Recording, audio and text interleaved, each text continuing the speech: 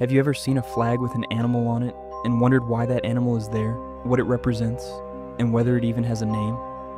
One of the most interesting examples comes from the old flag of the Tanganyika territory.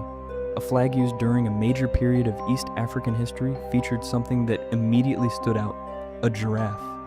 But here's the mystery. What was the name of the giraffe on the Tanganyika territory flag? Was it a real giraffe, a famous one, or is there a hidden story behind it? The answer is more interesting than you might expect. The Tanganyika territory was a British-administered region in East Africa, located in what is now mainland Tanzania. Before independence, it went through German colonial rule and later British administration after World War I. During British rule, Tanganyika used a colonial blue ensign flag. These flags typically had the Union Jack in the top left corner and a badge on the right representing the territory. For Tanganyika, that badge featured a golden giraffe standing on green ground. That giraffe became one of the most recognizable symbols of the territory. But unlike famous mascots or historical figures, this giraffe did not have a name. It was not a specific animal chosen for identity or fame. It was simply a symbol of the giraffes that naturally lived in the region. So the answer is simple. The giraffe on the Tanganyika territory flag did not have a name. However, the reason it was chosen tells a much bigger story.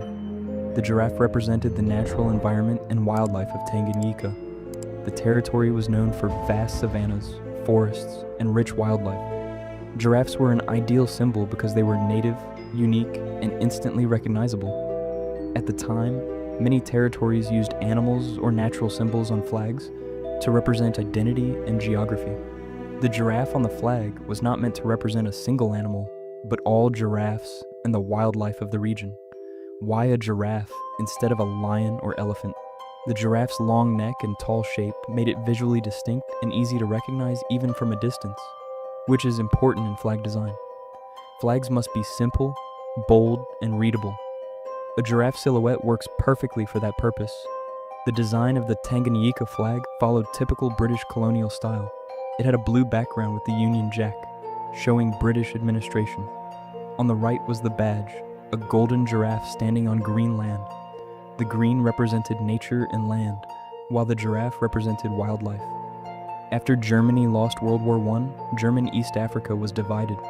Tanganyika became a British mandate and later a United Nations Trust territory. During this time, Tanganyika developed a stronger identity, and the giraffe symbol became closely associated with it. On December 9, 1961, Tanganyika gained independence. The colonial flag was replaced with a new national flag that reflected a new identity. The giraffe symbol was removed as the new nation wanted symbols representing its future rather than colonial history. In 1964, Tanganyika united with Zanzibar to form modern-day Tanzania.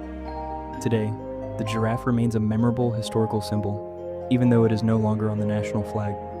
The Tanganyika flag is still remembered because it is one of the few flags in history to feature a giraffe.